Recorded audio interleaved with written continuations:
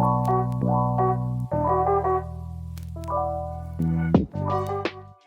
name is Hector Rubio. I work for General Engineers. I'm a civil engineer as well. Uh, we'll do like a quick little intro about ourselves, and then we'll just open it up for questions, any kind of question I have, like going into college or engineering or whatever. I went to UT Tyler, Houston Engineering Campus. So we have a campus here in Houston, and it's just engineering. That's where I went to school, college for. I work for Generales. I do site development mostly. So anything that's like commercial sites, warehouses, stores, shopping centers, things like that. That's what I do. Basically everything up to the building. That's the civil side of things on a project. I used to do bridges. I switched over and now I do site development, and I love it. I like it. I get to do a little bit of everything within civil engineering, so I think it was just a good fit for me. I'm also representing ACE, the American Society of Civil Engineers. I am a primary and secondary education chair for them. That's what I do with them. And basically, what I do is like events like this. Come out and like talk to high school students, middle school, like K to 12, basically, and talk about engineering, introduce engineering, push engineering, and make sure that kids are like going to like engineering fields, or at least to college. Especially civil engineering. Obviously, I'm a civil, but that's what I do with AC. This society is like nationwide. There's also like some branches like in other parts of the world, but it's basically like scholarships, meetings, networking options, opportunities, things like that. That's what the Society of Civil Engineers does. Things like that. That also like helped me out a lot on the school side of things. I'm like, okay, well, like things transfer and it just like opens your eyes. So it's a good experience if you want to get it. And then also most of the colleges they're gonna ask you for an internship like towards your last semesters, either the last year or the last semester at least. For example, you Tyler, you have to get at least one internship during at least one semester before you can graduate. That's an actual requirement to get that experience. So yeah, even if you don't do like throughout the whole career like co-op like both, most of them are gonna require like towards the end to at least do an internship. And even if they're required, whatever college you guys end up going to, if they're required it, still try to do like a summer internship. Because like I said, you get that experience, and then once you graduate, then it's so much easier to get a job. You can tell them I have experience. I've worked in this before. I mean, I know like the softwares. I know like AutoCAD, Civil 3D, whatever. Or if you're going to the mechanical, you know like Fusion 360, Inventor, things like that. SolidWorks. Then it helps you get a job easier. I really enjoyed taking the civil engineering course and civil engineering architecture course at the school, so I'm planning on pursuing a career in architecture. I'm curious, how much interaction with civil engineers do you have with architects? So my company, for example, we do three departments in my company. We do engineering, architecture, and land surveying. So me, I think interact with the architects a lot because I have them right next to my office, like right next to us. But on like commercial projects, a lot because commercial projects is like I said, a single commercial site or a store or warehouse, things like that. So the architect is signing something, and it takes a lot of interaction between the architect and the civil and like the different disciplines. Make sure that everybody is on the same page. Well, that we're gonna make our plan sets like all look the same, and so we can submit it to the city and blah blah blah. Once it comes to like land development side of things, which is like a whole neighborhood, not as much. Land development type things, the architect will like issue like engineer architect. They will design like the layout of the streets and how they're gonna like if they're gonna curve or whatever. They usually like design that, and then it's off to the engineers, and then there's no much interaction after that. So it depends on the project. What sort of responsibilities in like commercial projects do you normally have are only for architects or only for engineers and are shared? So basically inside the building is architect, outside the building is like civil engineers. Now, if we're going to So talk about like structural portion. some of the, by the way, your first question was an excellent question. It was the age-old fight between the architect and the engineer that you ever get. Yeah. One designs with one thing in mind, the other one is completely different animal. But there is such thing as an architectural engineer. That's kind of what I did. It's a hybrid between an engineer and an architect. So So I appreciate architecture, and I also know the engineering side. But the architect is gonna be responsible, for example, for egress. If there's a fire right now, there's a certain distance that you can travel, which is half the diagonal of a square building, for example, no more than that. And the exit signs, ADA requirements, you see a ramp right here, you know, in case it's a Yeah. handicapped person. The bathrooms have to have a 5-foot radius and things, and so that's their responsibility to work for the public. On our side, we're responsible for making this roof hold, making sure that the snow load, in case of a hurricane, then there's different risk categories on our design. So the wind speed and the wind pressure, the design, you know, that's what we do. Basically, take the forces from Mother Nature and then make the building absorb them and then throw them to the soil underneath. And that's it. That's what we do. You have simulators for that kind of thing? Yes, we have. Yes, we do. We do it all the time. Wind model. We put a house. Where is it? Give me the address, and then we look up the wind speed, the exposure category. Is it flat? Is it next to the sea? Where is it? And then we get all our loads and design it. What made y'all choose to go into civil engineering over like other disciplines? To be able to be in the office and also go out to the field. I wanted to be able to see what I design and like get built, and be able to like just see it getting built. So that's what made me go into civil engineering. I like the construction side of things and things like that. So that's why I chose civil engineering.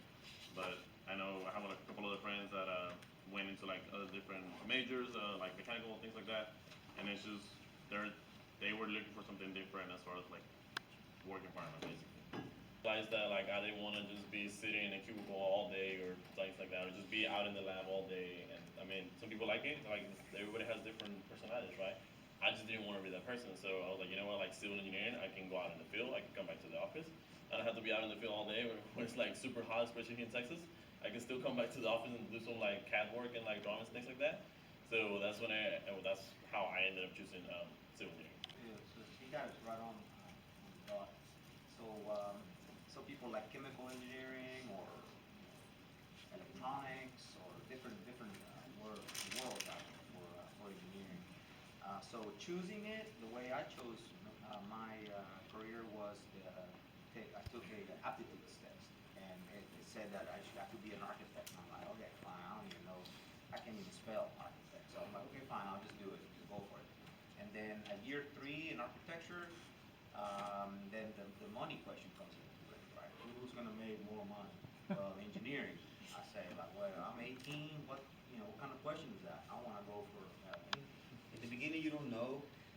You're like, what about this? What about that? Just like kind of interesting about engineering. You make like the way the car is ergonomic and designed. When you go on a plane, you look at the engine. You go, wow, look at all these things. But it's probably worth mentioning that in a person's life, there are 2 days that are important. Only 2. The day you're born and the day you find out why. Okay? So finding out why is key, and that has a lot to do with what you choose to do. So the day you find out why is the day that the whole thing changes. Is the day that you find your purpose in life. So before you find your purpose, you just existed. Once you know that, what you're gonna do in life, now you're living. Okay? So choosing what you do is a part of that. Maybe your intuition is to help someone else through engineering. So you can do engineering, and then you can help people save money. This is their big investment. This is their house, And then we say, no, put the money over here, put the money there. No, yes, So that's what we work on. We work on what people feel when they get a set of plans that we engineer. That's our business. What people feel once we put our brain to it and everything, and then he walks away. He's happy. We're happy. We made money, and it's a good day. So think about that. The decision on what to study and things is going to have a lot to do on how you can help other people and be transcendental. And we're way out there, 300 years from today. Okay. The first couple of years for like most of the engineering majors are gonna be pretty similar. So if you're unsure, just start, pick one. Just start going at it, and then start talking to people. Start figuring out what they like, what they do, how were the classes that are coming up ahead, and things like that. And then you can start kind of figuring out if that's what you want to do or not. And then if you don't, then you can switch careers. You can switch to a different engineer major, and most of the classes will transfer over, like the first few ones. So you can change majors midways, and you won't really lose a lot of time. So so yeah, there's like disciplines. So there's multiple. So you have civil engineering, which is like your bachelor's degree, right? Your major, and then from there there's like multiple disciplines. So for example, I do site development, so I'm in the civil. I know it's like civil engineering, but then there's civil also. Regardless on the structural side of things, and then there's also like water resources. There's environmental engineering. There's roadway, traffic, transportation. Uh, there's multiple disciplines, and even within those disciplines, there's even more disciplines like structural. He's in like in the home side of things. I used to do like structural bridges. So even like there's multiple disciplines, and like the only way to really figure out what you want to do is to get involved in either clubs, societies, things like that. Once you go to school, college, and start figuring those things out. For example, when I was going to college, I joined the AEC. I mean, AEC, the American Society of Civil Engineers, has a student chapter pretty much in every college.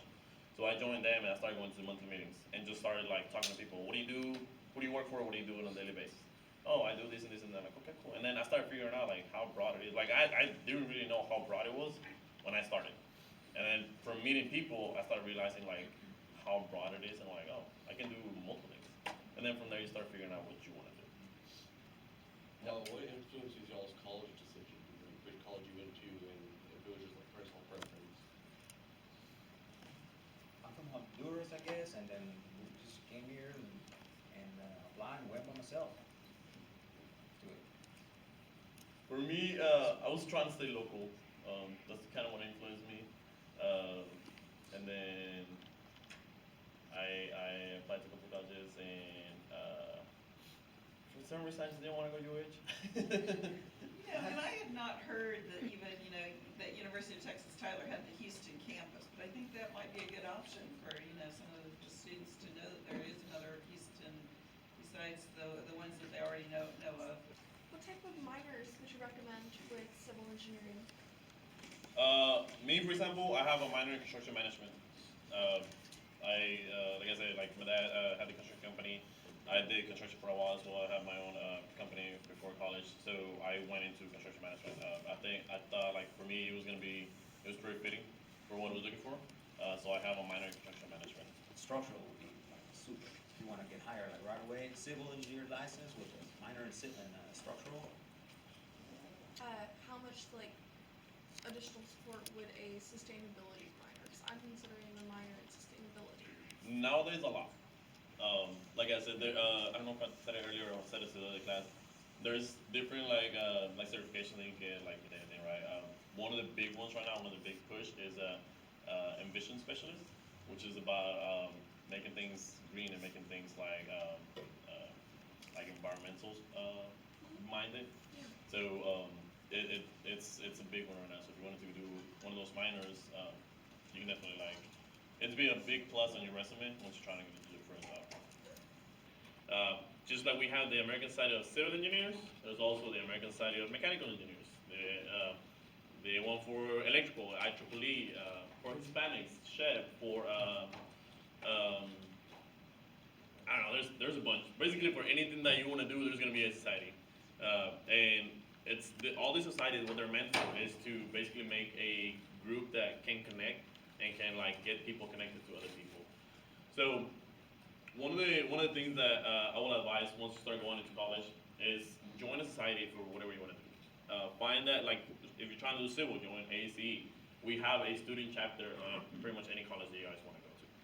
If you're trying to do mechanical, join ASME. If you're trying to do whatever, just join some type of society. The Greek houses. I mean, those are good clubs as well. Join some type of club, join some type of society, join something that is outside of just the one class. When you're going to college, you don't want to go through college alone. You don't have to. You don't have to go to college alone. Join some type of club, join some type of society, and you're gonna meet people that either are going through whatever exactly you're going through in the same classes, or that just went through that like last semester.